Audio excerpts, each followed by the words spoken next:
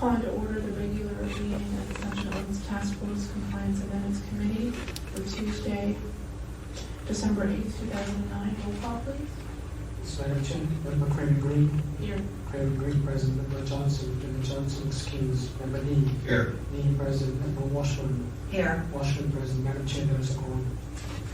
Thank you for joining. Item number 1 is the approval of November 10, 2009 meeting minutes. Member Khan, Member Lee? Yes, I have, first of all, there are two versions. One that's in the packet, and then there's an expanded version that I received in the mail today or yesterday. I have looked the latter over, and I have a number of corrections. Some of them are, I think, substantive.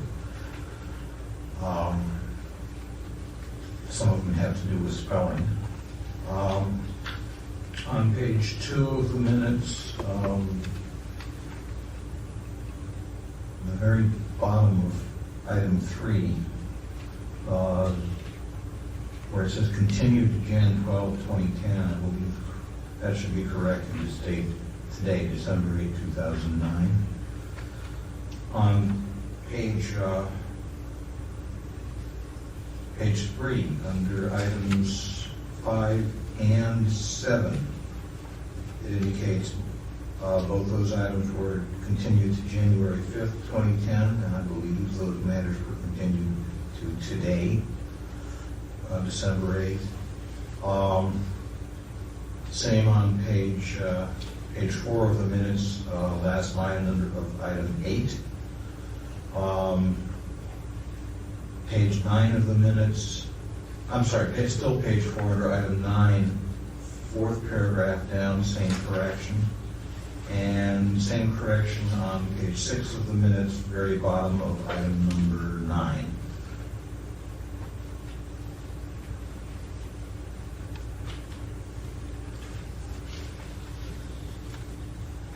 And other than that, just a few misspellings which I have called to the clerk's attention. Thank you, and I had also one suggested change on page 6 of the minutes. This is in our discussion of Member Washburn's concerns or questions. There's a line that starts about halfway down key or page 75, line 14, will records and sunshine be understandable to all? That was simply a question of Ms. Washburn's, which I think we addressed, and that shouldn't be indicated as a potential change because we decided not to change that. So would strike that. Otherwise, it looks fine to me. Member Washburn?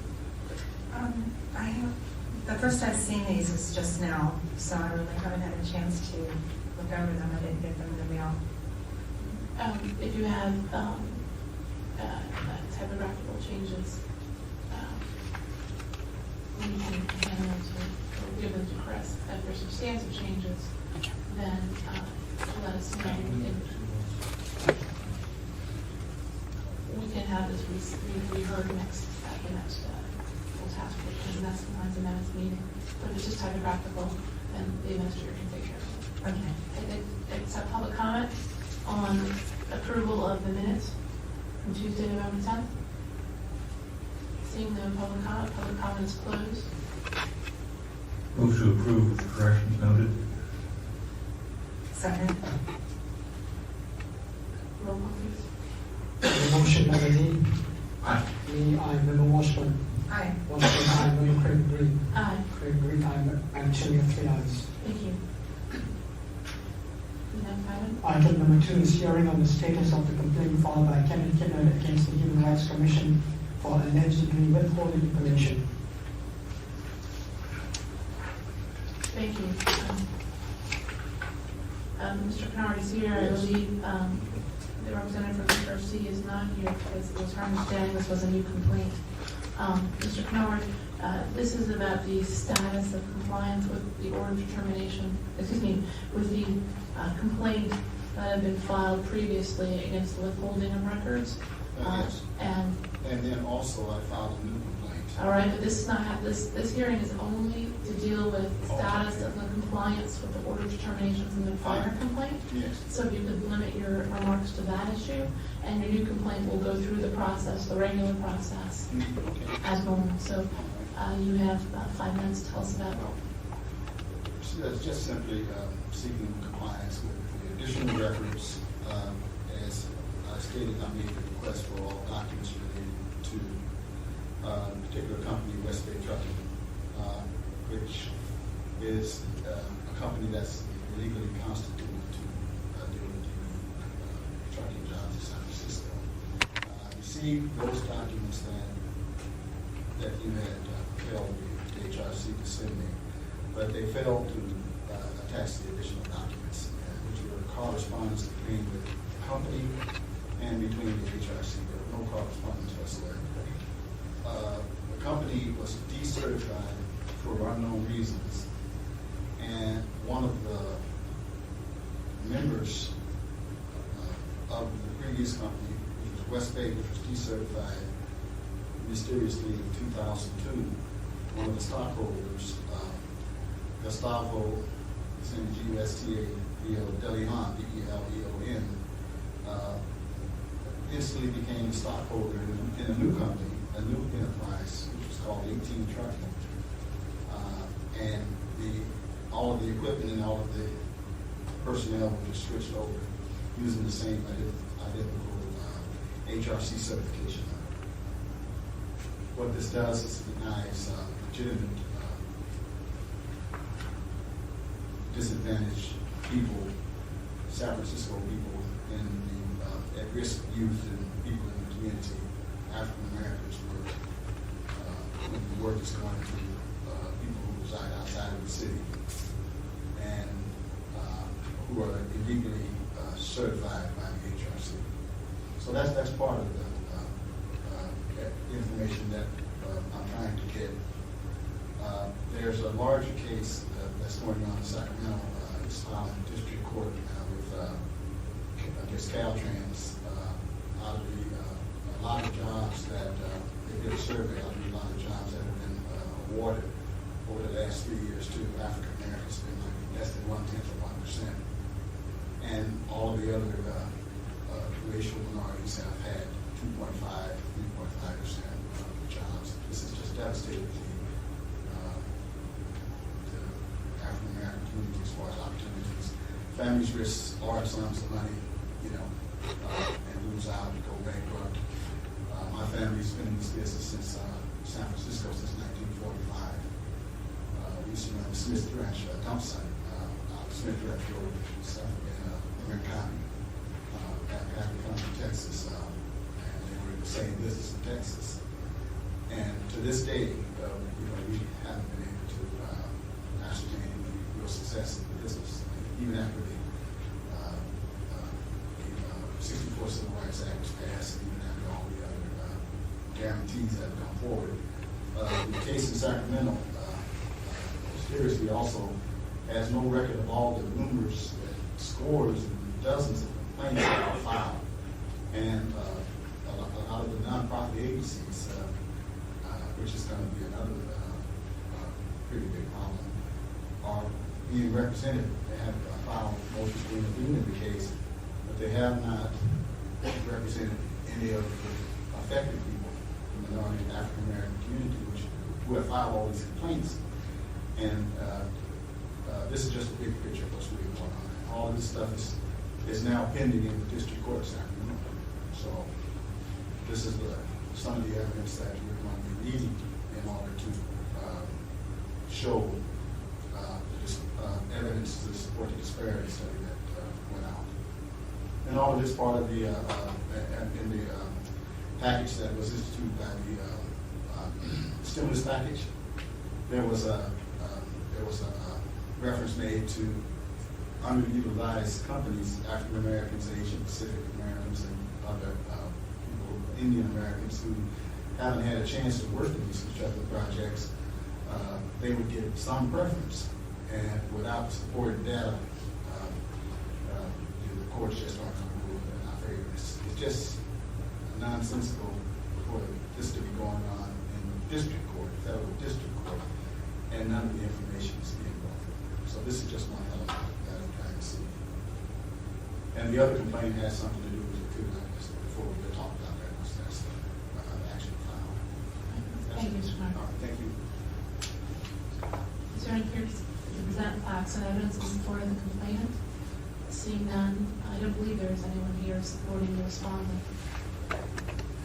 Seeing none, Mr. Clark, I do have a question. My understanding is you would ask for records regarding the certification of Westfield Trucking. West Bay. West Bay, excuse me, West Bay Trucking. Those documents were in storage until the HRC retrieved them from storage and provided them to you. But do you believe there are documents related to that request, the original request, that are still outstanding? And if so, what documents are they? There would be correspondence between the HRC and West Bay Trucking and its officers. There would be gross receipt statements of the company for the years 99, 2000, 2001, 2002, and 2003. There would be statements and correspondence between the Human Rights Commission and 18 Trucking, which is a new company that was suddenly instituted to take up. But was that covered by your original request? I don't believe it was. Well, We have to be pretty specific here. okay.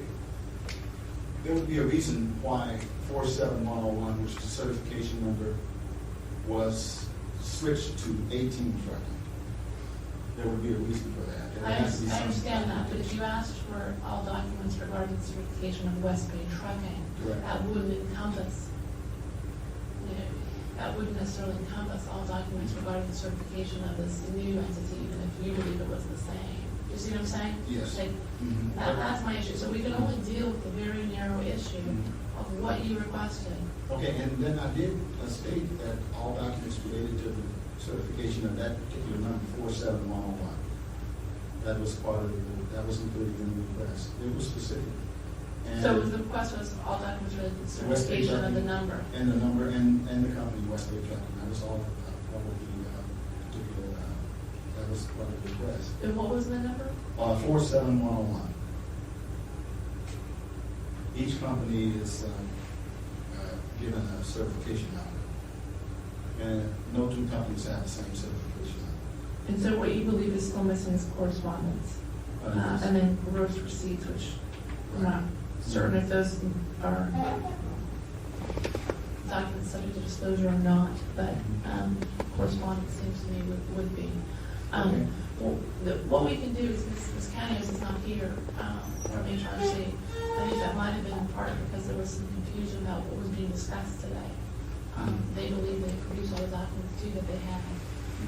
And then our administrator inadvertently attached a new complaint to Ms. Canios, and that's not something that's before us. So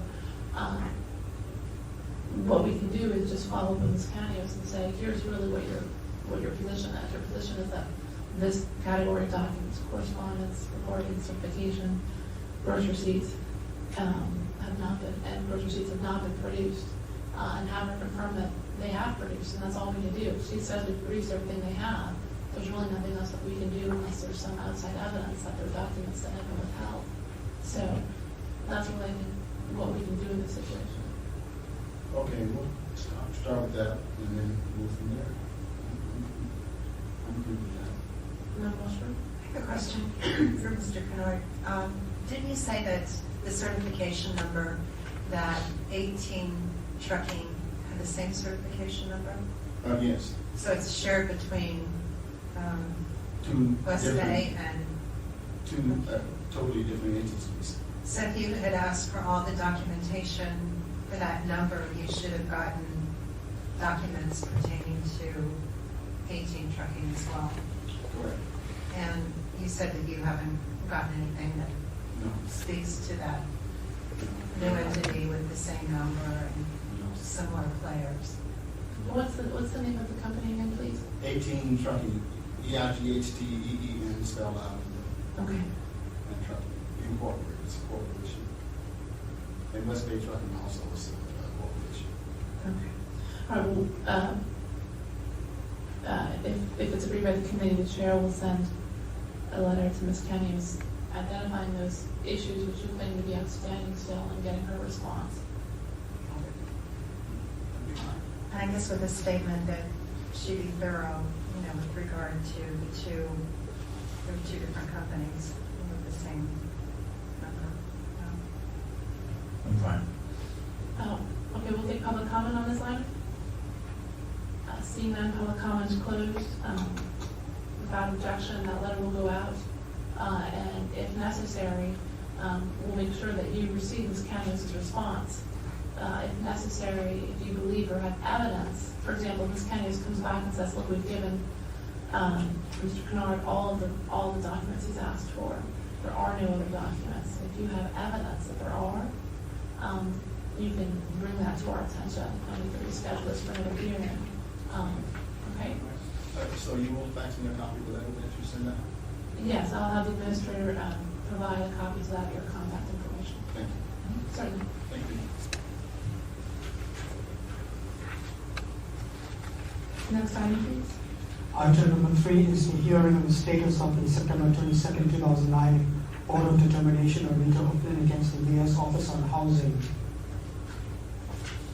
Thank you. Is Mr. Fleming?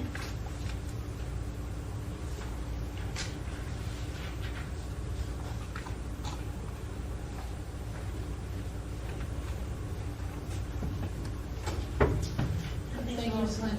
And Chris, do you know if someone from the mayor's office is going to attend? They did not contact me, Madam Chair. I did send out the customary notifying. And did you receive any response to the correspondence that was sent out under my name on November 12th from the mayor's office? Yes, I did send that out as well. Or did we receive anything about it? We did not receive any response. Thank you. Mr. Flynn, you may proceed. You have 5 minutes. Thank you. I'm really hoping that the material I provided for your review does assure the committee that there is evidence to show that the emails that regarding my property at 1672, 1674 Great Highway in HUD have been destroyed, held, or released simply at the discretion of the Mayor's Office of Housing. It's my belief that they do so in complete disregard of the non-record retention requirements. Microphone, please. Record retention requirements and San Francisco Administrative Law Code, not to mention Code of Federal Regulation. The materials that provided to date, some of which I've given you with this most recent package, others you've received before, and if need be, I can provide more, show that there are some representatives of the Mayor's Office of Housing that appear to be willing to withhold or manufacture evidence, misappropriate funds, and commit fraud and perjury regarding this matter. As the committee has been made aware of, in February 2007, Myrna Melgar-Eich from the Mayor's Office of Housing testified under oath that the Mayor's Office of Housing did not receive a letter from my husband that was key to litigation of our tenants at 1672 Great Highway. It was subsequently revealed that Melgar-Eich was in fact in possession of this key document and was communicating via email with others in her office regarding response to my husband's opt-out letter in the weeks prior to her giving her sworn testimony. My husband's opt-out letter and Melgar-Eich's communications regarding his letter should have been in the file when I reviewed it at the Mayor's Office of Housing, or should have been provided to me in answer to any of the many requests I made for information regarding my property. Email from the Mayor's Office of Housing provided to me also shows that there were payments made to the contractor selected by the Mayor's Office of Housing in 2007. This is 2 years after the Mayor's Office claims that the project was cleared and that they were within their rights to destroy records. It should be noted that although they have documentation of a payment made, there is no other documentation such as an invoice or paper trail to explain why this payment was made to the contractor. I also have email that I received from the City Attorney's Office that shows that the Mayor's Office of Housing and the City Attorney's Office is well aware of the improprieties regarding the HUD grant at my property in 1672 and 1674 Great Highway, such as the failure to appropriately and fully document household income. Most recently, the Mayor's Office of Housing has indicated that they've reviewed over 15,000 of Melgar Iton's emails. This search only revealed 12 new email strings, and the Mayor's Office of Housing would like everyone to believe that that's all there is in terms of the searching for Melgar's emails. It should be noted that this 15,000 emails, there was not a single email from 2004 through 2006. This is simply not a believable statement, as the application, qualification, and administration process for the grant at 1672 and 1674 Great Highway took place between the end of 2004 and the beginning of 2006. Also, I still haven't received the email between Melgar Iton and the tenant at 1672 regarding statements that could be used to increase the HUD grant at my property and those related to my tenant's relocation. Over the past almost 2 years now, the Mayor's Office of Housing has had opportunity after opportunity to do the right thing, to be compliant with their own records retention policies, as my request for disclosure, as well as your orders of determination, but has repeatedly failed to do so. At this point, the only way to ensure compliance with my request and with the orders of determination issued by this task force is for me to be given the opportunity to review the fully restored email of Melgar Iton from 2004 to the present to find all the relevant email. I'm happy to do this review at the Office of the Mayor's Office of Housing and in the presence of a representative of the Mayor's Office of Housing. That will allow me then to just select the emails that are relevant to my property and have copies of those emails. Thank you. Thank you. Is there anyone here to present facts and evidence in support of the complainant? Seeing none, is there anyone here to respond to this complaint? Or is there anyone here to present facts and evidence in support of the respondent, Mayor's Office of Housing? Seeing none, the matters with the committee.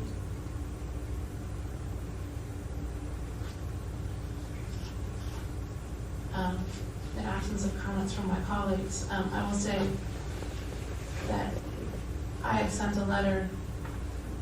The difficulty with this issue for us is the following. First of all, the issue of whether or not the Mayor's Office and employees of the Mayor's Office of Housing complied with the HUD grant program is not here. That's not relevant to us. What's relevant to us is, did the Mayor's Office of Housing comply with the order of termination that was issued, which was to restore Ms. Melgar Iton's email from a certain period, and to search that for responsive emails related to Mr. and Mrs. Flynn's property. And that's really the question we're trying to answer. In order to answer that, we need input from the Mayor's Office of Housing. And they have consistently failed to send someone to this meeting to answer those questions. They may well be in full compliance, but we cannot ascertain that. What we have as the representations from Mrs. Flynn, and particularly troubling to me, is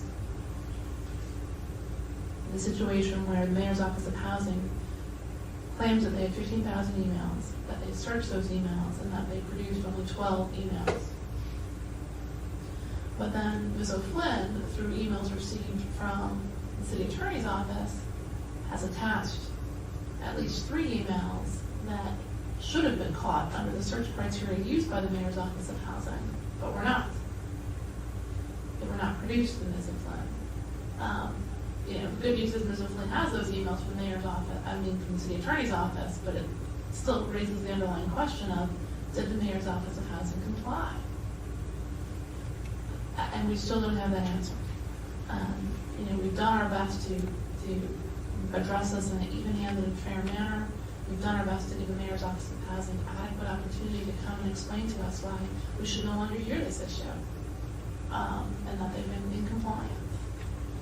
And they failed to either do so by writing or by sending a representative. So I'm really at a loss as to what we can do next, except refer this back to the task force for a finding of a local violation under 6730 and 6734 for failure to comply with the order of termination, produce responsive records, and failure to send a representative to our hearing so that we may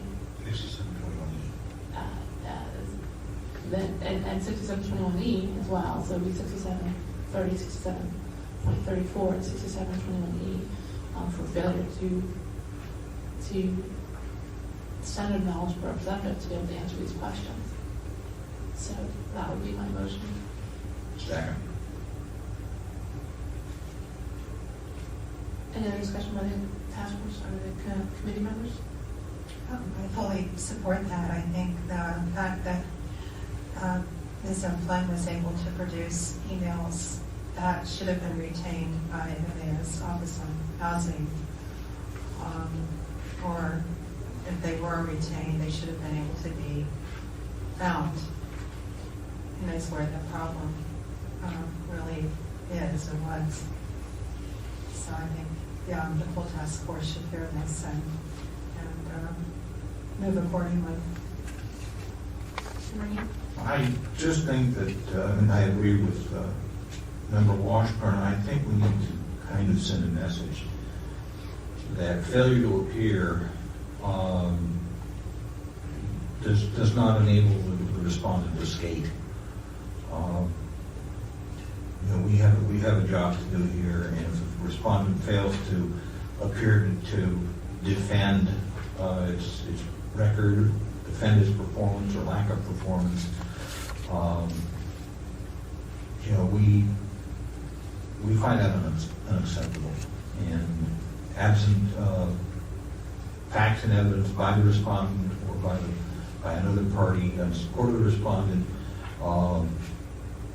we have reason to find for the complainant. So We'll take public comment on this item.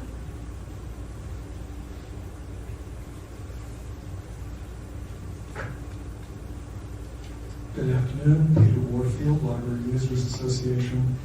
I'm glad that you're taking some of the steps that you are. I'm a little bit, perhaps the words of the chair about being at a loss. I don't think there's anything to be at a loss about. I think it's quite clear. I can't cite you chapter and verse with regard to your duty to take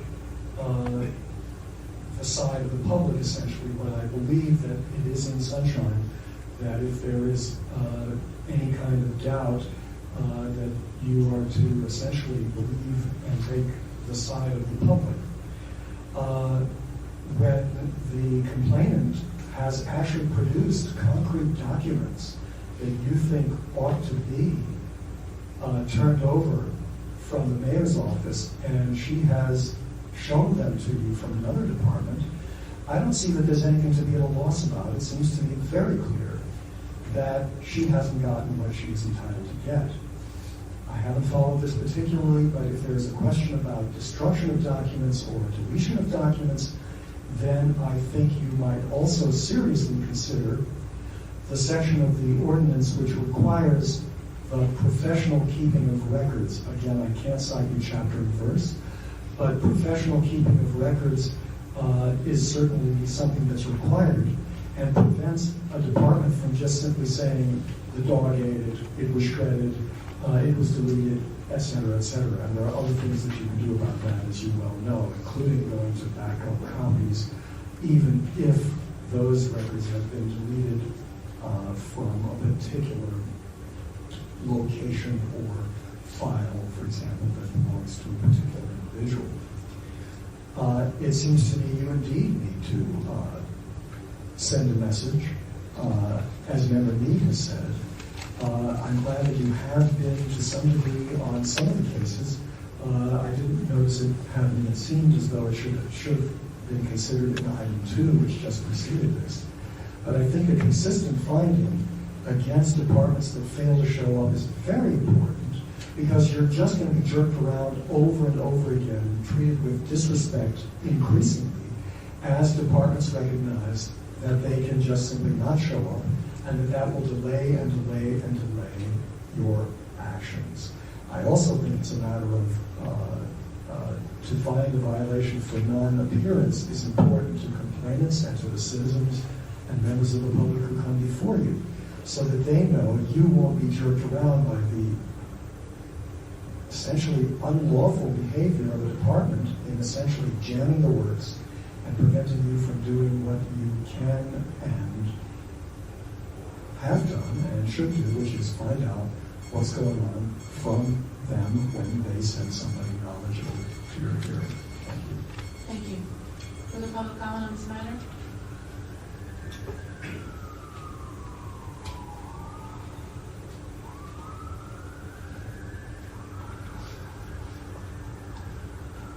Hi, I'm Mark O'Flynn. I'd like to endorse Mr. Worthing's sentiments. My wife has been trying to obtain copies of these records for well over a year now. And it's gone through the task force, and it's been in front of this committee for, I believe, at least 3 or 4 different sessions.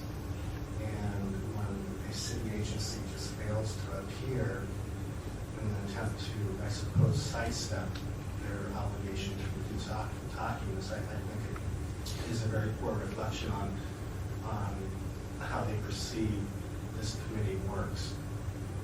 I think a strong message should be sent to the Mayor's Office of Housing, informing them that this type of behavior is not acceptable.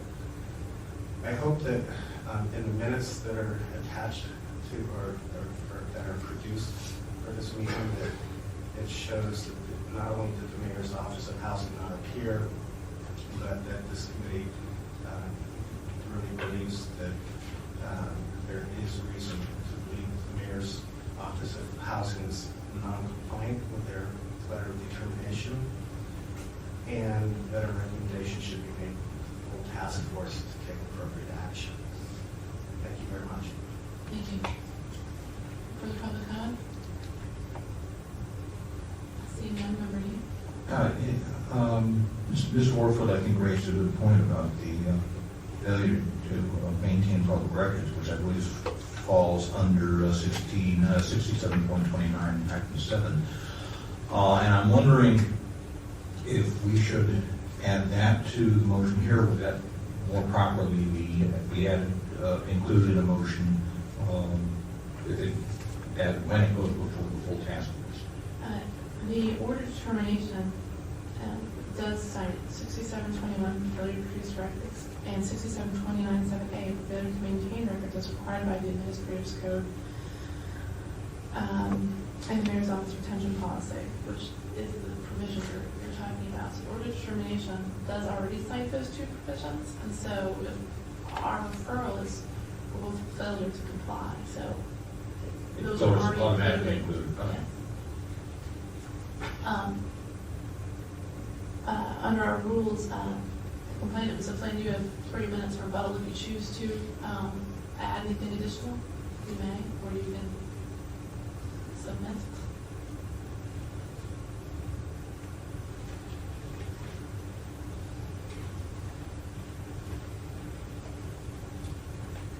Yes, I wanted to thank this committee as well as the full committee for all their time and consideration. This has taken quite a bit of my time to pull together. If you need any additional information to support my claims, please let me know. I'm confident that I can provide it. Thank you. Thank you. I don't believe it. Was a motion made and seconded? All right, then we'll just take a roll call on the motion. I believe the motion came from the chair, and I second. It was interpreted as seconded. On the motion, Member Nee? Aye. Nee, aye. Member Washburn? Aye. Washburn, aye. Member Craven Green? Aye. Craven Green, aye. Madam Chairman, you have 3 ayes. Thank you. And thank you for appearing again, Mr. Flynn. Next item. Item number 4 is hearing on the status of the October 27, 2009 order of determination of Marilyn Olivier against the Zoological Society. Thank you. Can you call the meeting? Do you have 5 minutes to tell us about the complaint? Good afternoon, I'm Marilyn Olivier. I was very pleasantly surprised about approximately a week after the meeting I attended here last month that I received copies of the redacted minutes from the executive committee meeting. I'm a little troubled by 2 things. One is they have have held a meeting and they have no minutes, which I think is a violation of several laws. And also, I think some of the redaction is a little bit heavy-handed, and there were not issues that they can legally conceal from the public. For example, they've got one, it's a donor name redacted, and yet it looks like the whole sentence has been redacted. Personnel issue redacted. It doesn't even say whether it's a personal name or whatever. They've got several, more than several items for funding source redacted in its whole paragraphs. So that I think I found a little bit troubling. I can understand them redacting whole paragraphs for writing legal reports and donors' names, which they are entitled to keep confidential, according to the IRS. But I do think that in my case, I think this was a little heavy-handed, and I would suggest that whoever is responsible for providing the redacted minutes maybe sit down with someone from the city attorney's office and go over the minutes and get an idea of what they can and cannot redact. Thank you. Is anyone here to present facts and evidence in support of the complainant? Seeing none, respondent.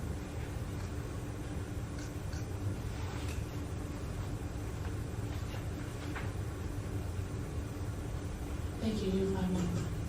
Bob Jenkins with the San Francisco Zoological Society. The items that were redacted within the spirit and direction that this committee gave to Tanya McVeigh Peterson at the previous meeting. They deal substantively with donor issues, amounts of money, the strategies, how going about getting the funds and what have you. This was all in the planning stages. The first one, I believe the committee had received copies of what was sent to Mrs. Molinado, what have you, and basically we redacted those things that only dealt with donors, funding sources, strategies therein. Personnel issue was a disciplinary issue that was discussed at the board level. And then last but not least is the attorney-client privilege information. Thank you. Is there anyone else here to present facts and evidence in support of the respondent? Seeing none, the manager of the committee. Member Nate? I have some questions. First of all, Ms. Molinado,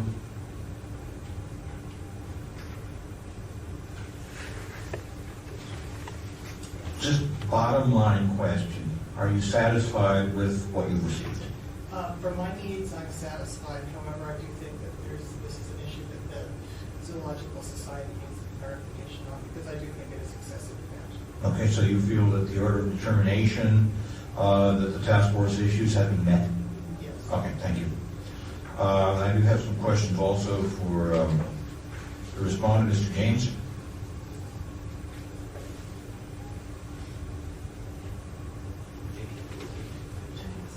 Oh, Jenkins, I'm sorry.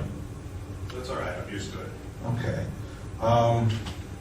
You have a memo here dated November 20th, sent to, the name is blacked out at sbcglobal.net. Why is that name redacted? There's no explanation given for that redaction. May I see the document? Unfortunately, I was at off-site meeting, I don't have my files. This is a, I'm not sure that's his redaction number name. Ask our administrator about that one. I don't recall including any memo with what was sent to Mrs. Molinado. okay, this is an email from Bob Jenkins, Friday, November 20th, 2009, 1:47 p.m. to redacted name at sbcglobal.net, subject executive committee meeting, executive committee minutes. This is not my redaction, or the Okay. society's redaction. I see, okay.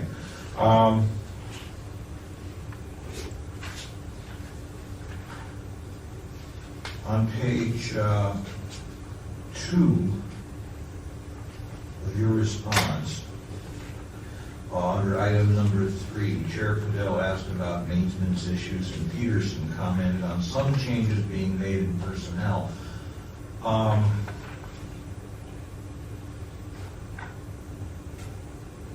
what did that redaction have to do with? I mean, I'm curious, why would a change in personnel qualify for redaction? It resulted in disciplinary action against a senior staff member, and that's always reported to the board. Okay, but would just the name, if personnel changes are made, and what's been redacted here? The names of the people being replaced? The names of people being disciplined and the reasons therefore, which could lead you to determine who the person was. Okay. Ms. May I interrupt in that? Go, please. Ms. Molinado is satisfied, his order of termination is satisfied, so I don't think we'll take any further action, but you should know that under the California Public Records Act, under binding state law, personnel records with respect to charges of employee misconduct where discipline has been imposed are subject to release. So there's no justification for redacting that sort of information, where the charges are either, it's not wholly trivial but baseless, so there's some substance to them, and or have actually been discipline imposed in those situations. The information regarding employee misconduct or allegations cannot be withheld. This is not a city or state employee. Excellent point. I mean, there might be, I'm not really sure, given the Exactly. zoological society. This is a private, nonprofit employee. This is the employee of the nonprofit itself. That is correct. Thor, your question. Please, Mr. Jenkins, on page 3, there are a number of blackout passages here indicating funding source redacted, and as the complainant has pointed out, as Ms. Molinado has pointed out, these seem to be rather lengthy passages. Is that all that's been redacted here? Just names of funding sources? Names of funding sources, strategies, and issues that deal with several of those individuals. Okay. So this is what we would consider private information. Okay. Passage here on page 3 says redacted due to attorney-client privilege. 2 passages there, redacted due to attorney-client privilege. Can you give us a general, broad idea of what we're talking about here? Obviously there are certain kinds of subject matter that are redactable, but if it refers to advice regarding sunshine or regarding ethics matters, it is disclosable. So my question here is, these passages that were redacted, did they have anything to do with advice on sunshine or ethics matters? No. Okay. If I may, they dealt exclusively with a thorny legal issue dealing with a potential supporter. Okay. And that's all I have. Thank you. I have a question. Ms. Molinado said that minutes were not kept for at least one of the meetings that she was interested in. And I'd love to hear under what circumstances you wouldn't take minutes. They have not been prepared nor voted on by the executive committee because the executive committee has not met since that time. Oh, okay. So it is your practice to take minutes? Absolutely, Okay, yes. all right. Thanks. Seeing no further questions from the members of the committee, I'll take public comment on this item.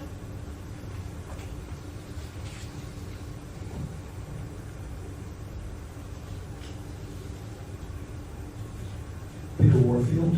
I'm not familiar with the details of this case, but in terms of what has to be disclosed, I heard the representative of the society say that the lengthy passages to which Mr. Lee referred included not just names, but strategies.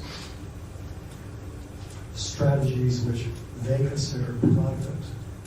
I don't believe there's any support in the Sunshine Ordinance to withholding information such as strategies when the information is not related to the specific omissions that are either allowed or required under Sunshine. There are extensive descriptions within Sunshine and within the Public Records Act that specify what specific types of information may be or must be withheld. But I don't recall ever seeing anything with regard to strategies.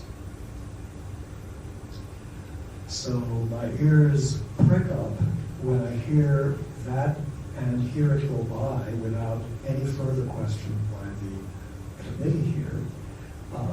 If a document has to be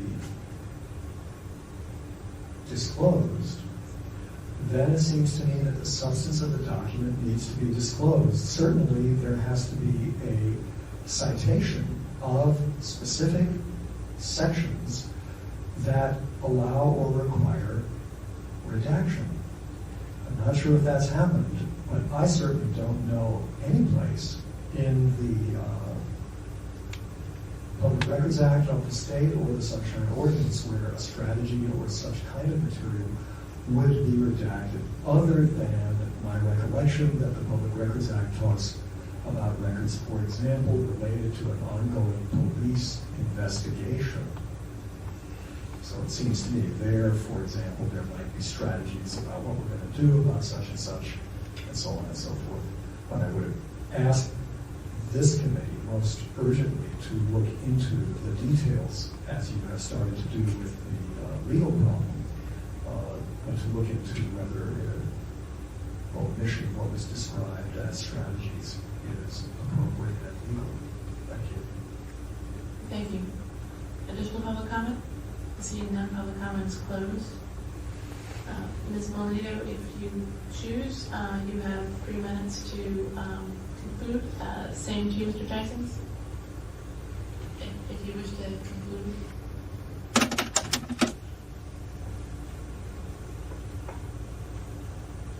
My apologies if I wasn't clear. The strategies that I referred to are legal strategies that surround donors. We get many different kinds and flavors of donors, many different requirements, and these are often discussed at the board level as to how they go down. So the strategies, which are usually individualized to each donor, potential fundraising mechanism, that's the strategies I was referring to. Again, my apologies. Thank you. Any additional comments from members of the committee? It seems that this matter will be concluded and further action will be taken. We appreciate Ms. Molinito bringing this issue to our attention, and we appreciate the Zoological Society's efforts to produce these documents in agreement that they are public records. Thank you both.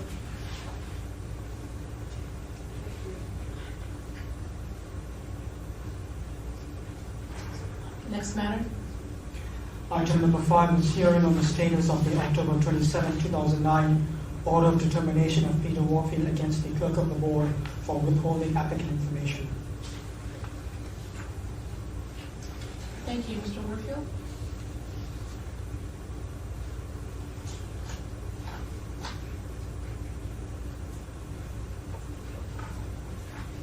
You have 5 minutes. Yes, Peter Warfield, Library Users Association.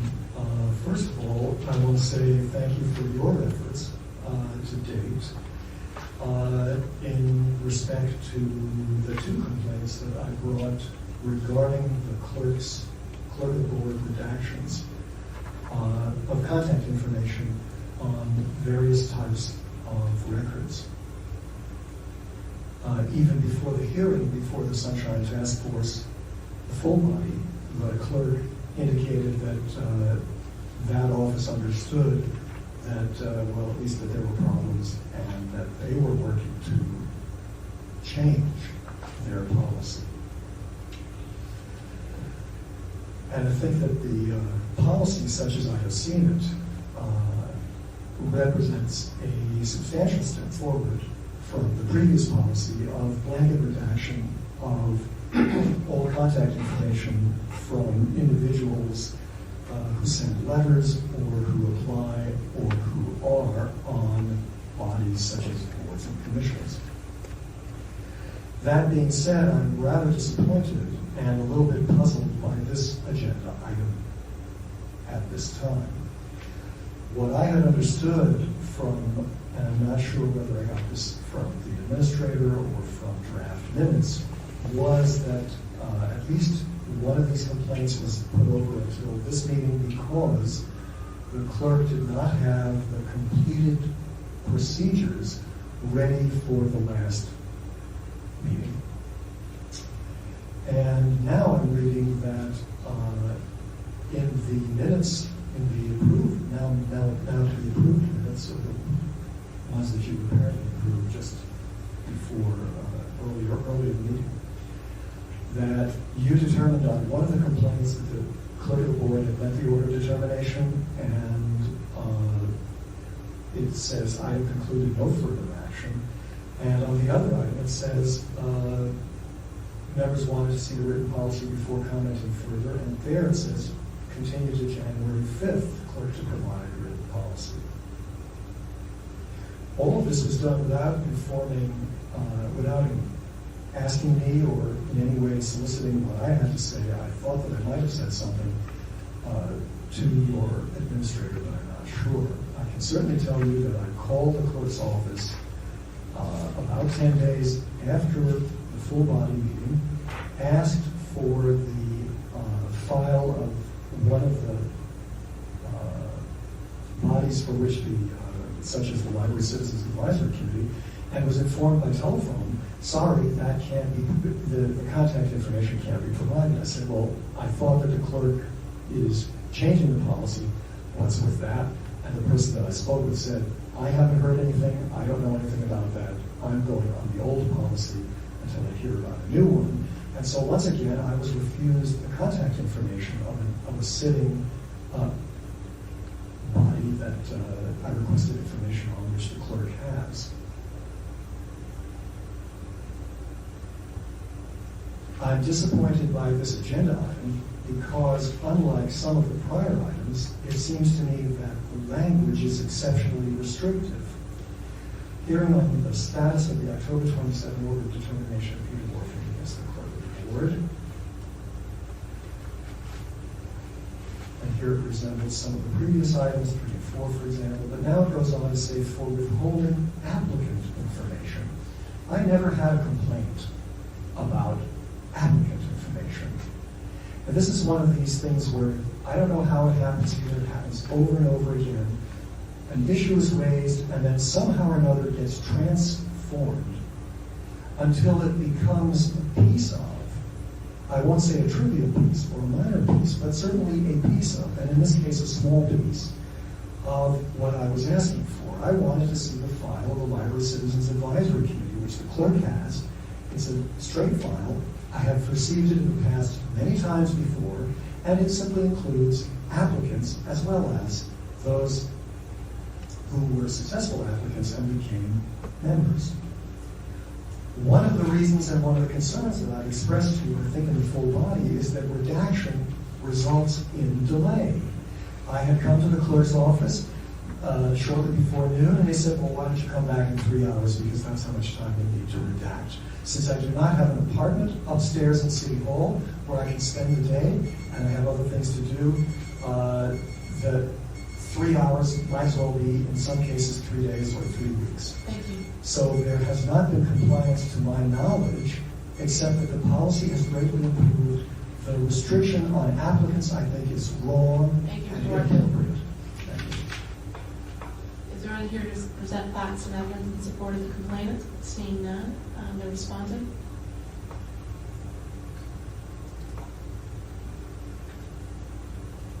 Thank you. You have 5 minutes. Good afternoon, Madeline Cavoli, Deputy Clerk of the Board's Office. When I was before the committee last time, we talked about our policy and that we were reviewing it and that we would get back to you, and you asked if you could get it in advance, which we did provide. And so we issued a policy effective November the 10th. And That is the policy we have in place now. Thank you. Is there anyone here to present facts and evidence in support of the respondent? Seeing none, the matter is with the members. Member Neal? Yeah, Ms. Licaroli. The complainant has indicated that he feels the order of determination has not been met, that there is still information that he's requested that he's not received. How do you respond to that?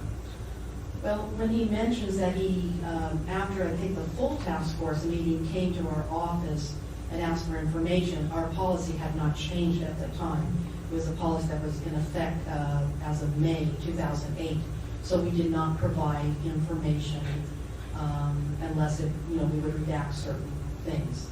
So whether he has come by subsequent to this and asked for anything, I don't know. But as you can see from the policy that we have effective November 10th, there is still some redaction in relation to the application to boards and commissions.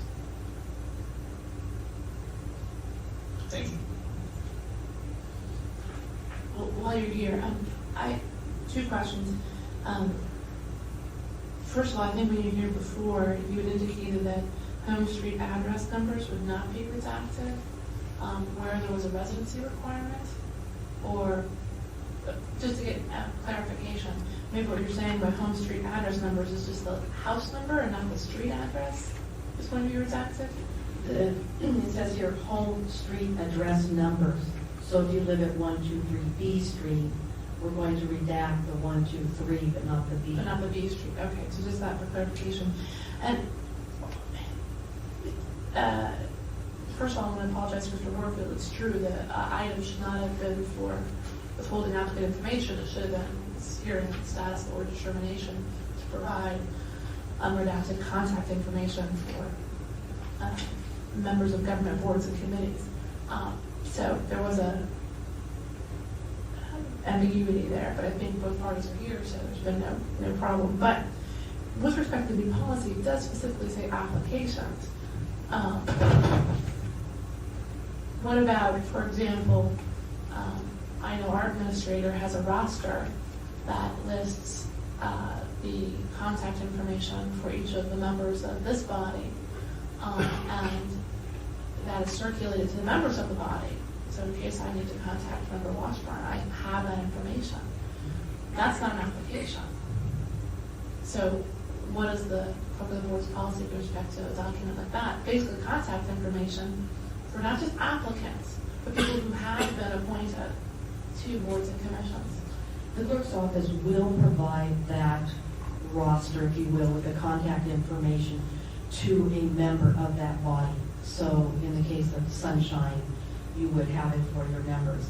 Someone else comes in and wants that, we would not provide that without the redaction. So if Mr. Warfield does want the LCAC roster, because he is a member of that, we will provide that. And I realize we did not previously when he asked for it, that was an issue, but we will do that for members of that particular body.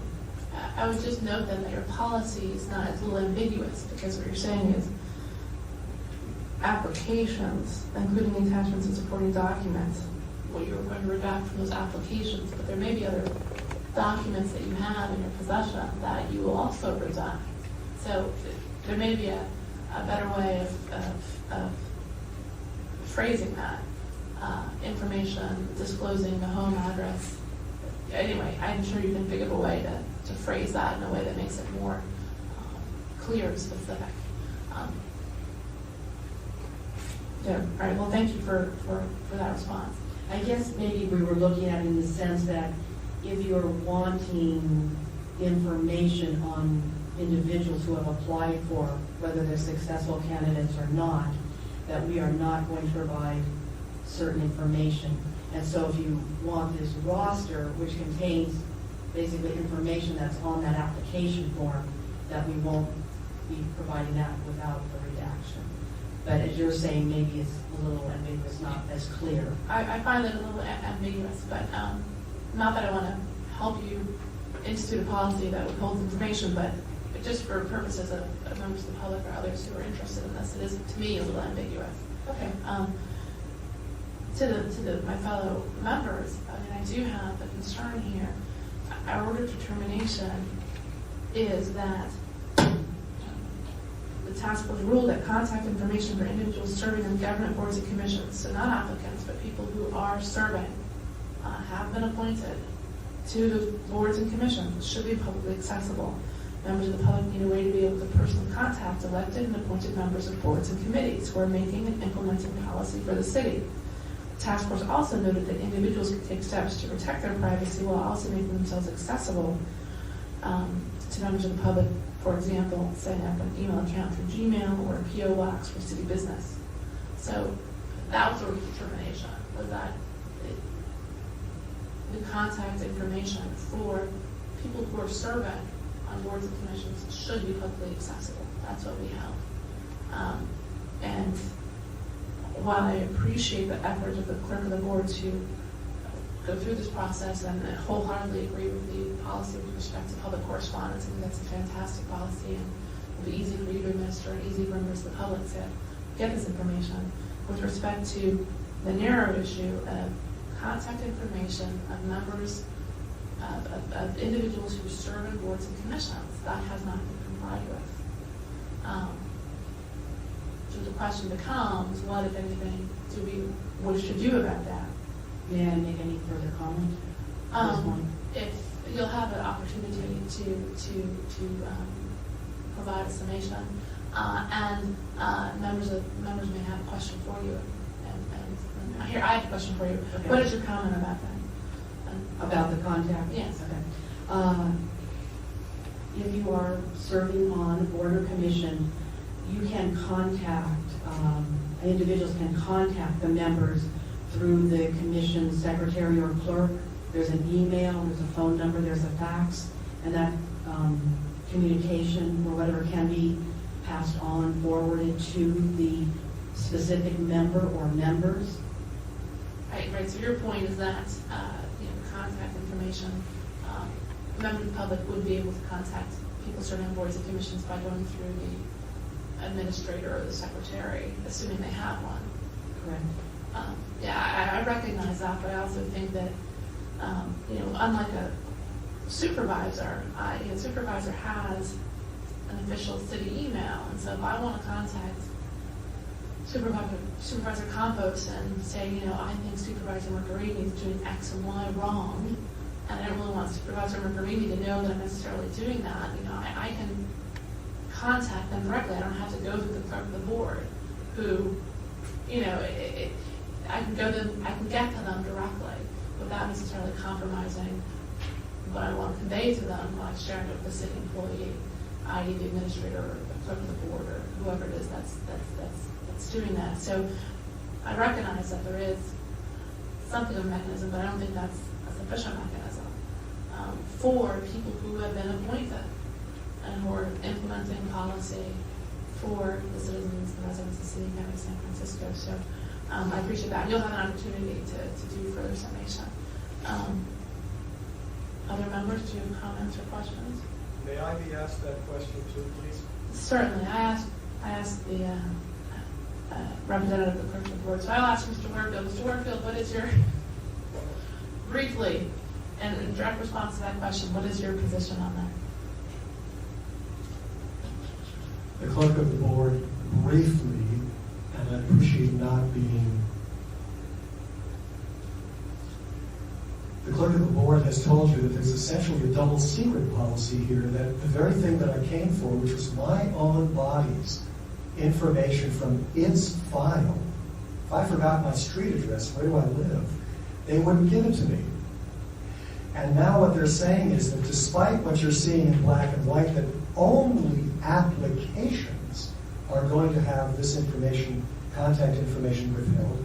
In fact, it's a much broader policy that is going to redact yet again what it was that I came for primarily, although not exclusively, and that is members, except when the person requesting it is a member. That's completely illegal. You treat every request the same under sunshine. I'm also distressed that their redaction is much broader than what's written in this policy, which itself, in my opinion, is illegal and contrary to what I was requesting. I wanted to see the file of the Library Citizens Advisory Committee, which for years I had been just given. Thank you very much. All right, So, thank you, Mr. and Warfield. the other thing is, as you said, she seems to think that Library CAC and everybody has a secretary through whom people can be reached. Right, LPAC you does have not Thank you, Mr. have Warfield. any secretary, and I don't know who else does. Thank you, Mr. Warfield. Member Need, Member Washburn? I know that we talked about a lot of this at the full task force meeting last week. And I think the task force has come to a meeting of the minds, not in all the details, but most of them with regard to redaction. One thought I had is that these are just very sticky issues, and with a lot of, in many cases, a lot of emotion behind them, because we're dealing with personal information. I was wondering, is this an issue for the EOT? Because the clerk of the board's office, they, have been very good about coming to us and working with us, and it seems like there's a lot more work to be done, and I'm just wondering about the place to do it. Member Need? Well, I want to throw something else in here. Something that I believe it was at the last full task force meeting, Timo Crossman pointed out, and that is, I think it was in Florida, the rule is that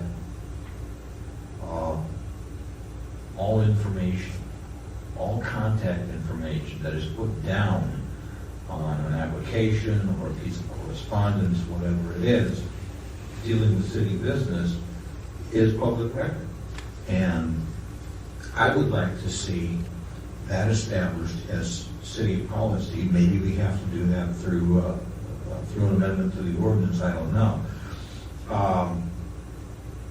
But it seems to me that should be the default policy. There are ways, to let people know that if they want information to be withheld or redacted, they can proactively they can proactively say so. Mr. Crossman suggested that all application forms, etc., contain a written statement at the top saying, any information you put down here is public information. I would like to see that kind of a policy adopted at the city clerk's office and at every city department and agency. And as far as, where we are in this particular case, I share Chair Craven Green's concerns. The question is, has the order of determination been met? I'm not satisfied that it has. Right, this is the issue. Is the order of determination been satisfied? And the order of determination was that for contact information for individuals serving on government boards and commissions should be publicly accessible. And as we've heard from the clerk of the board, that's not their policy. That they're not going to do that. It is a very complex issue. There are, for example, provisions in state law that the home address and home telephone number of public employees is not subject to release, but that's public employees, that's not elected officials, first of all. So it's distinguishing. And second of all, there's no explicit exemption in our ordinance, which is broader, that would incorporate that. So as an ordinance is written, it's not really exempt. The question is, perhaps maybe it should be, perhaps the issue is really, I agree with Member Need, that the issue is really, we need to provide ways to provide members of the public that the ability to contact people who are serving on boards and commissions that isn't necessarily routed through a third party who may or may not be biased against the individual seeking to communicate with the member of the board or commission. That's really the issue here. If I say that, Supervisor McGarimi's home phone number and home address should be public record, should be released to members of the public. I'm not saying that. What I'm saying is that we need to have a way of having contact to facilitate the members of the public to contact public officials, people serving on boards and commissions. That may include, that should include email addresses and phone numbers to the extent those are used by the city to communicate with those members of the boards and commissions. So, that's really the issue. So how do we help make that happen? I think we should, this is going to keep coming up again and again. It's a critical issue. And one thing that I took away from comments last week was also the idea that members of the public need contact information, of each other's. So if a group have written letters in support or opposition of something, they can communicate with each other and become an active. And they'll get that under this policy. Right. That's clearly being provided now. Right, so that's being provided. So I'm just, what are the next steps? I think we don't want to go back to the full task force on this. I don't know, what do we do? Is our only recourse now get an amendment to the ordinance? Well, our position is that under the current ordinance, it is disclosable. There is a possibility of making that clear, or approving an amendment, including an amendment that would make it crystal clear for clarification that, oh, by the way, this includes, contact, each contact information for individuals who serve on boards and committees, including phone numbers or email addresses, is provided by those individuals for use by the public and by the body itself. Right? So that would allow someone serving on a board or commission to say, I don't want to use my home phone number, but I'll use my cell phone. Or I don't want to use my work email or my private email, but I'll set up a Gmail account for city business. And so in certain ways, it really does need to be a policy, addressed through a policy change. But under our current ordinance, it's not exempt. So, we could refer this back to the full task force for referral for failure to comply with the ordinance under 6730 to the Ethics Commission. I don't really see that as providing a very effective solution Right, here. yeah. But, that's really a decision that the full task force probably should make. I'm certainly willing to go along with that. The question before us really here is whether there's been compliance with the order of determination. I think that's really what we have to work with here. Apparently there has not been. And I would like to see it go back to the full task force for possible referral. The full task force, if it feels for further referral will be futile, will be counterproductive. The full task force to make that decision. I would like this to go back to the full task force, and I would so move. I'll second that. We'll take, I would invite the representative of the clerk of the board to provide, use 3 minutes to provide any summation and closing statements. Ms. Coley, if you'd like. I just want to say that I believe I provided what we're doing, and I don't really have anything further to say. I can certainly take information back regarding the ambiguity of that particular section to the clerk. Thank you. Mr. Warfield, you have 3 minutes.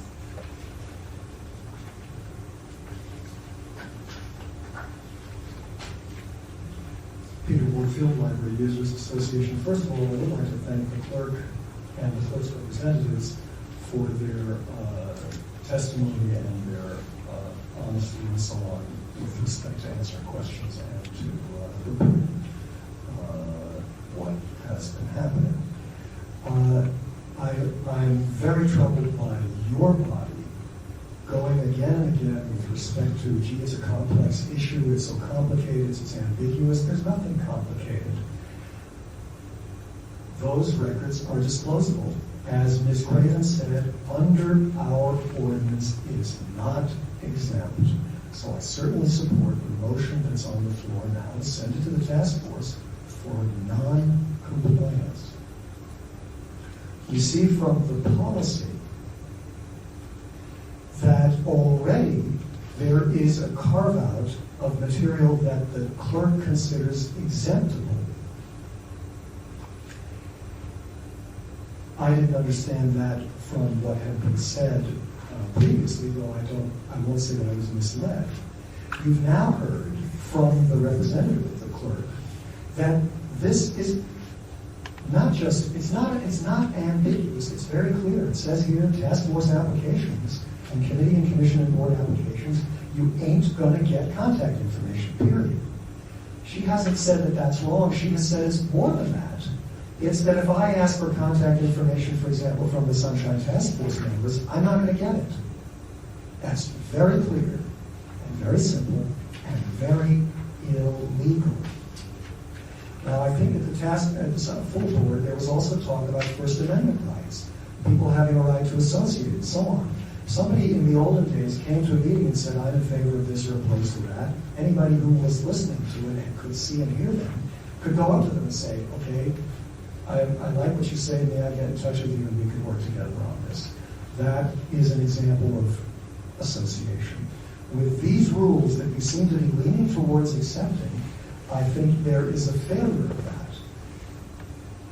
I'm sorry to hear this enormous paranoia, it seems to me, and fear of contact, as though some terrible thing is going to happen. I've testified to you that in all the years since I could finally send something and had contact information, I was sorely disappointed that no one, at least no one I didn't know previously, has ever contacted me.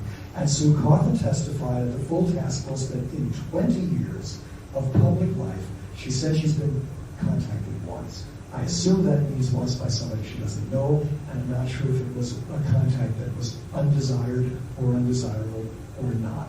But this mania and paranoia about the terrible things that might happen if I have your email address, I think is completely unwarranted, and above all, it is not supported by the law. And so I support your sending it to the full task force and not allowing the clerk to carve out portions that they can omit under certain circumstances, etc.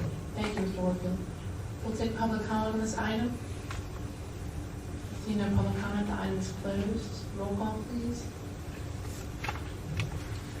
On the motion, Member Nee? Aye. Nee, aye. Member Washburn? Aye. Washburn, aye. Member Craven Green? Aye. Craven Green, aye. Madam Chair, we have 3 ayes. Thank you. It would be time for public comment. This is general public comment. Items not on the agenda.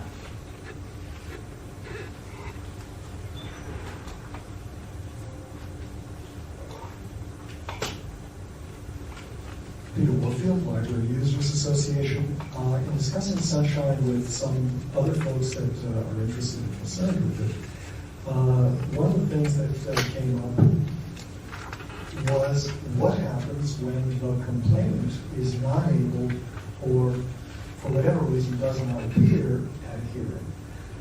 I've never seen it spelled out as to what happens or doesn't happen. And it, to my knowledge, in all of the years that I've brought complaints to Sunshine Task Force, I have never missed any of the associated meetings except your last one in early November. So it's not at all clear to me what happens. What certainly is clear to me is that from the perspective of a complainant, there ought to be a lot better communication as to, first of all, prospectively what will or might happen, and second of all, what did happen. I had no idea that these things happened 6 and 7 on your minutes until I came here today. There should be some way of informing the complainant prior to showing up at another meeting or publishing and approving the minutes, which, by the way, you don't normally post until after they're approved, of what happened so that they can come in good time and make some kind of express some kind of a concern or comment.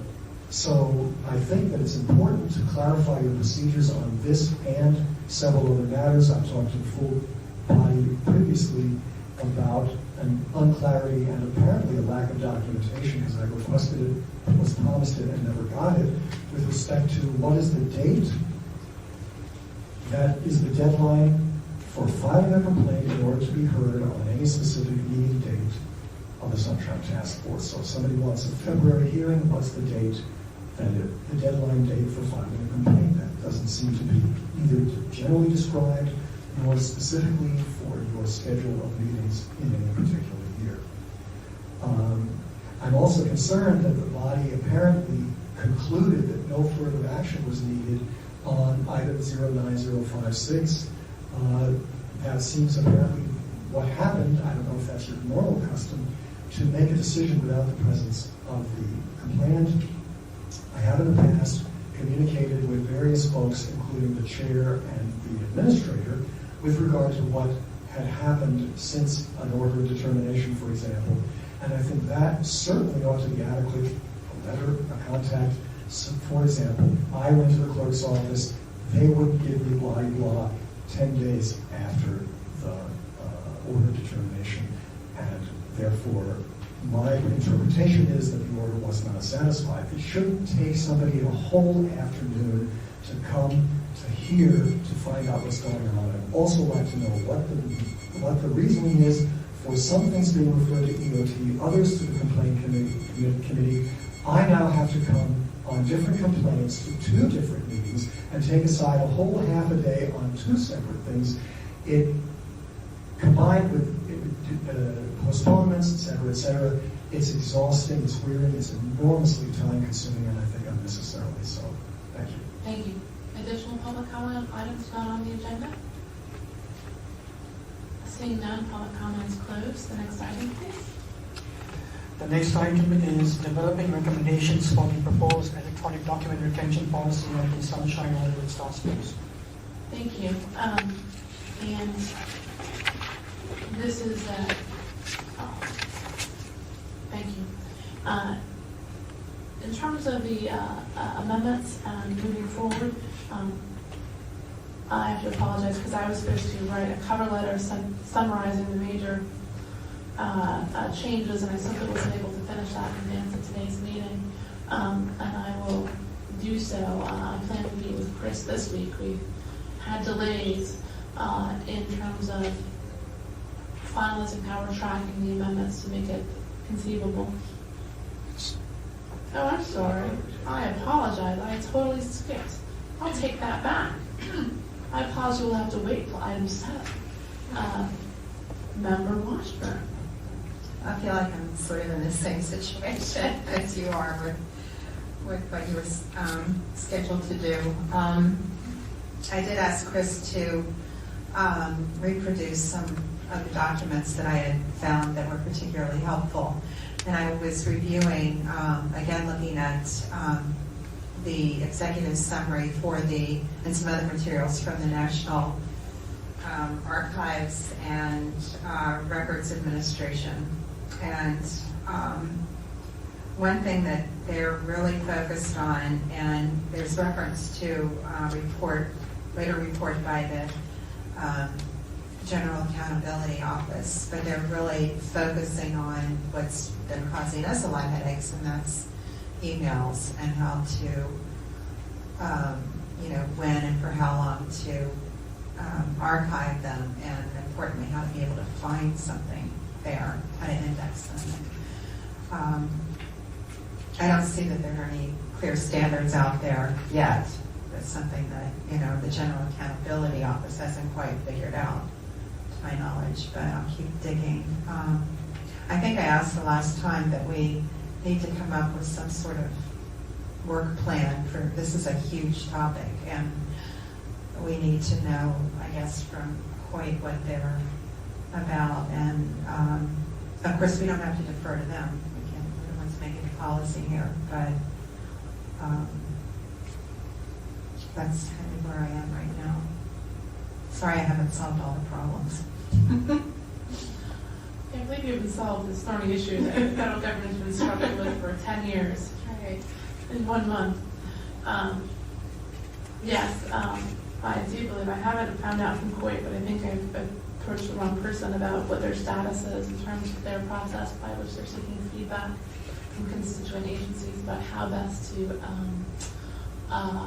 structure the new Microsoft Exchange server to be able to track emails and to preserve electronic records. So I will continue to do that, and if I find an update, pass that along to the committee members, at least to see where they are, and perhaps they have already found best practices that we could look at as well, or at least provide us an opportunity to be a viewpoint on a constituent responding to their procedures as well. So we will do that. Member, do you have any comments on this item? No, I haven't. Just one more thing. I did produce, or did have Chris produce the whole document about Sarbanes-Oxley's document retention rules and best practices. So we have that.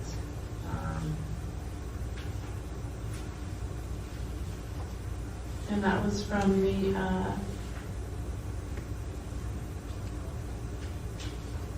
was that also from No, it wasn't from NARA? NARA, no.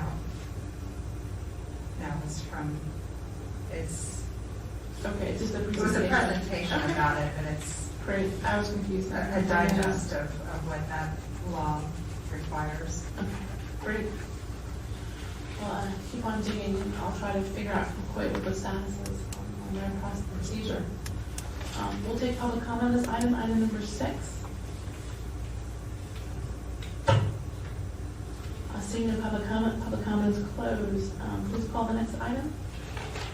The next item is the discussion on the proposed amendments to the Sunshine Ordinance. All right, now I'll start my mea culpa again. Chris and I have been unable to meet, mostly through my own fault in the holidays, to figure out a process of tracking the changes that this committee is making in this round. So far, what we've done, what Chris has done, is put them in, you'll see, he's put them in the minutes, which I think is very helpful, so we have a concrete record of what was done. But what we need to do now is that Chris and I need to figure out how to take those changes and put them into a working document that we'll be able to bring back to the full task force. And so we will meet this week without fail and get that process started, so that by our next meeting we should have a document that shows what we've already done in this round, which would be helpful. And I also did not finish the cover letter of summations, and I will have that done by the next meeting. But what I would like to ask is one thing I didn't, going through that process, I would notice things that are still ambiguous and that might need some revisions. And the first one I came across was the definitions of policy and passive meeting bodies, which we tried to massage last time to provide further clarity for members of the public and for departments on what the different definitions were. And I'm not sure we really achieved it. It's very difficult. And so I would ask both of you and myself to spend some time in the next month to sit down and really look at that. And maybe Member Washburn is someone who hasn't been intimately involved in the process and wasn't around when we made the first changes. Does the new version make sense? What are some of the concerns you have? And really try to think about what the definitions are. Do you understand that as a lay person coming to this cold and Member D, did we really do what we intended to do, which was to provide clarity for members of the public and departments, while also, I believe, expanding the definition of who policy body, which entities would be policy bodies, because that was our I believe our initiative was to clarify, but also we hoped to capture some bodies that we felt were policy bodies and but had been recognized maybe as passive meeting bodies under the formal ordinance. And if you both could help me do that, I think that will get us a long way to getting a version of the ordinance that really is ready for prime time. So no more excuses from me. I'm going to hold Chris and get this process moving. And I do appreciate the efforts that you guys have made. It does take a lot of work. We really could have a full-time staff person looking at this for a month, and it'd be great if we could get that, but in lieu, we have to do our best as we can with the time that we have. Any other comments by members? I have nothing at this time. We'll continue this. I'll take public comment then on item number 7.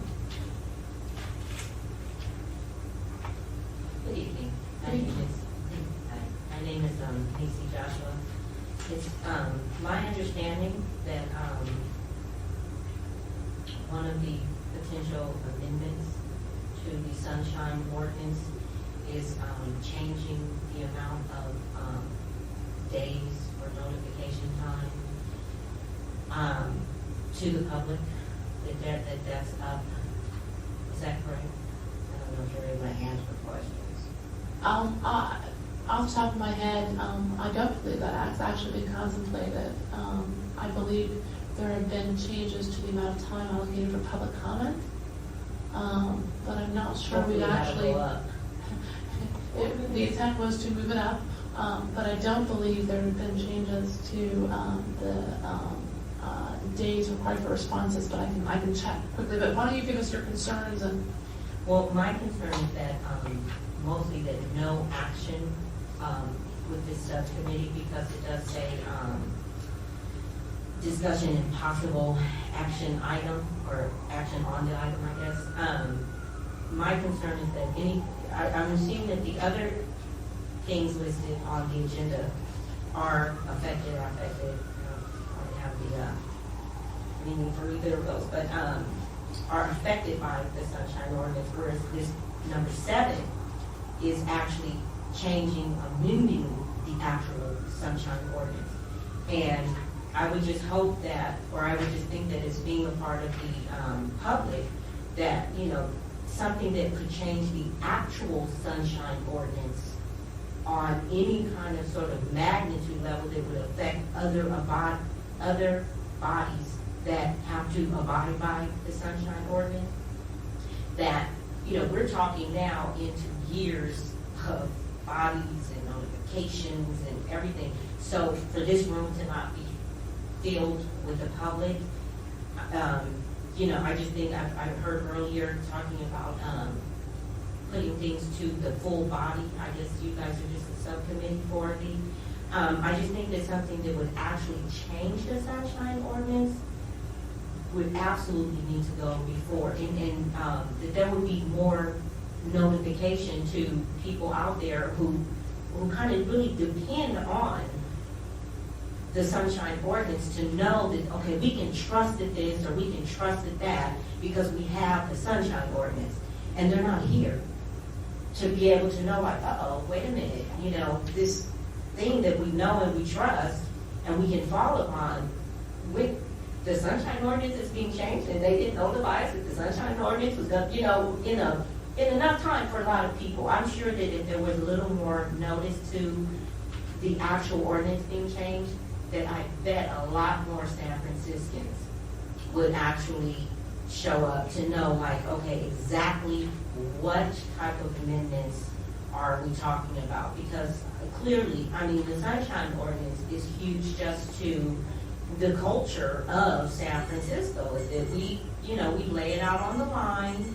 Everybody gets to know, it's not behind closed doors. It's not done so quickly that, the public doesn't have a chance to take off of work or to, get down here after work.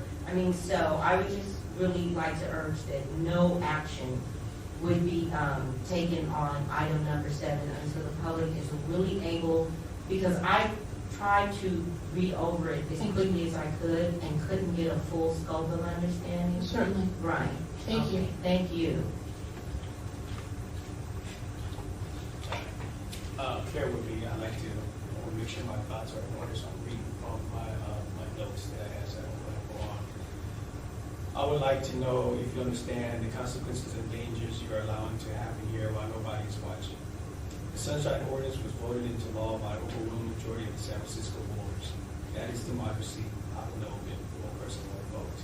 Now the sunshine ordinance is all the public has to protect it. And you want to change a word here and add a paragraph there just to serve political needs. I hope not.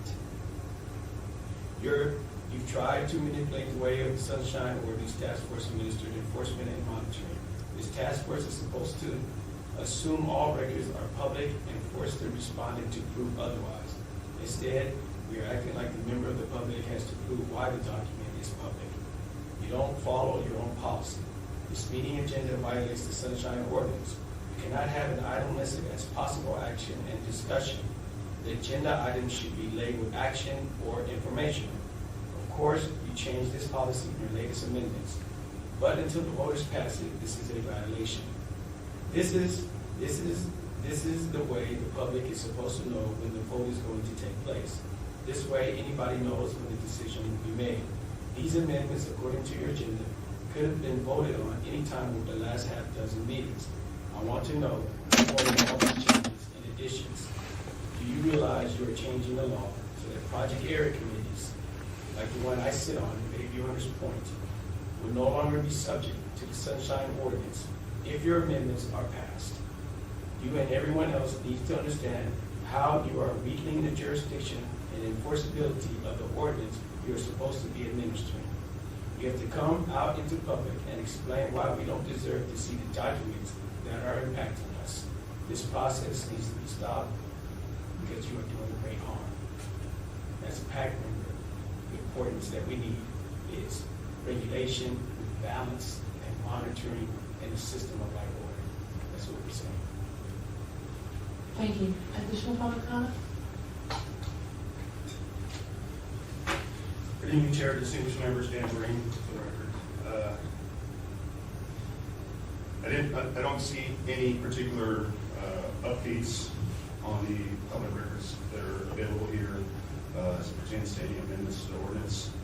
But I just wanted to mention a couple of things. I wanted to concur with the other members of the public who are here speaking, as well as emphasize to this body, based upon my own experience, that some of you are aware of, that the breadth and depth of records access and accountability really needs to be considered and weighed. And I give the shining examples of when I was here in the past regarding calendars. And let's start with the department heads. We have a department head, and oftentimes they leave town, whether it's they're on vacation or maybe they have a family matter that they're attending to. There's always going to be one of their in the instance of the fire department command staff, that moves up and is paid acting chief, like work, like pay process. For every department, this occurs within the city. So what that means is, although the Sunshine Ordinance has a mandate for calendars of department heads, it also needs to be considered for anyone at really at management level within the city, in my opinion, because it begins to build an accountability trail. And as you're well aware, some variety of members have actually gotten together and are put together data sets to represent what's going on.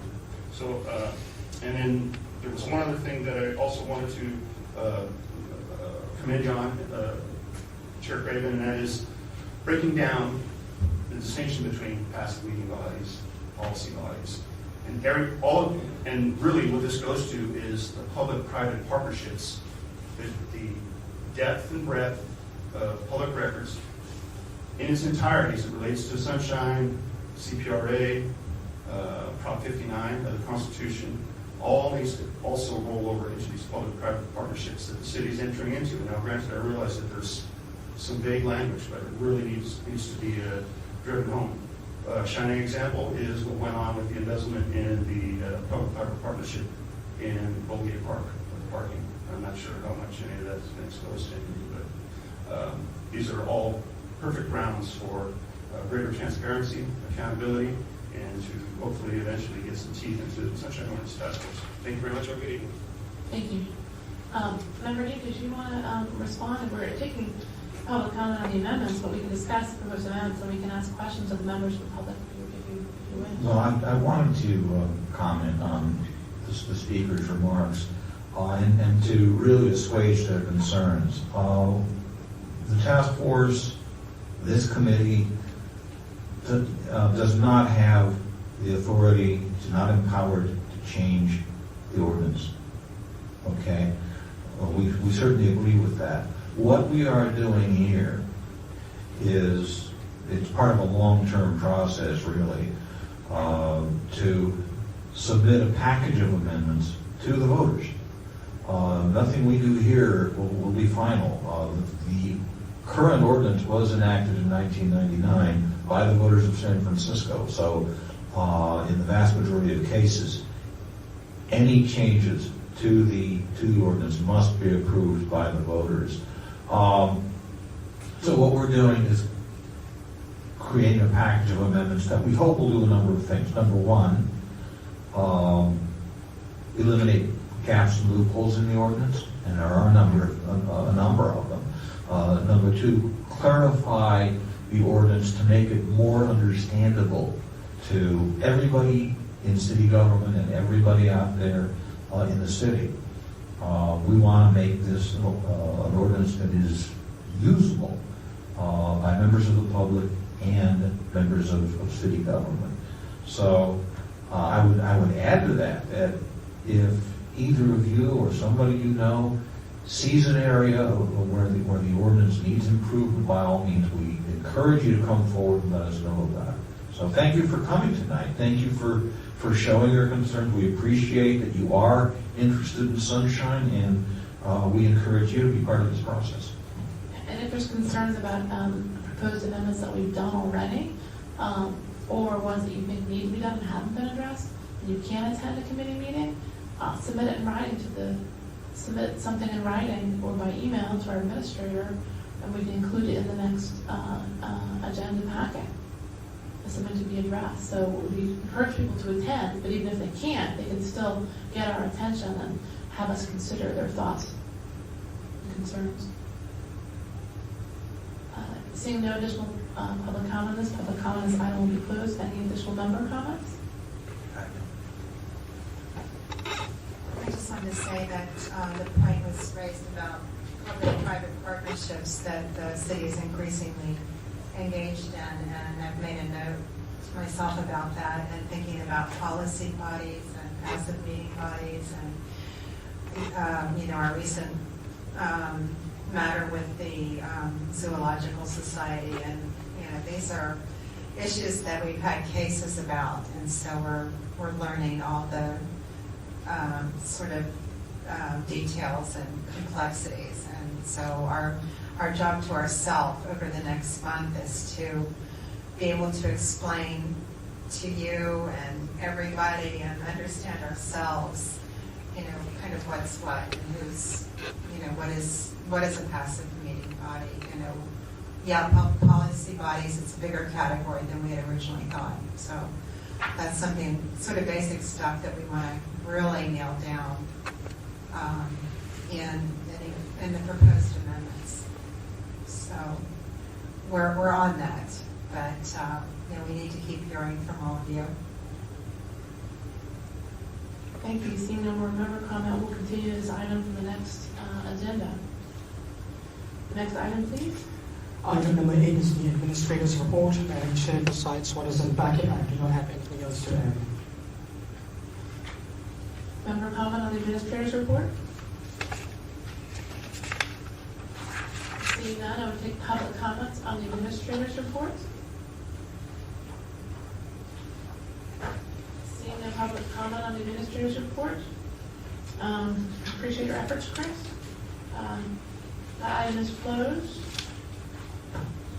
Item number 10 is announcements, questions, and future agenda items from committee members. Member Mead. A couple things.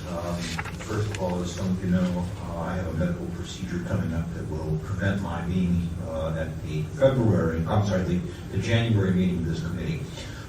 Secondly, I want to remind people that the local chapter of the Society of Professional Journalists is seeking nominations for its James Madison Awards, which go out annually to champions of the First Amendment and freedom of information, and I believe information is available on the chapter's website, which is spjchapters.org/NorCal.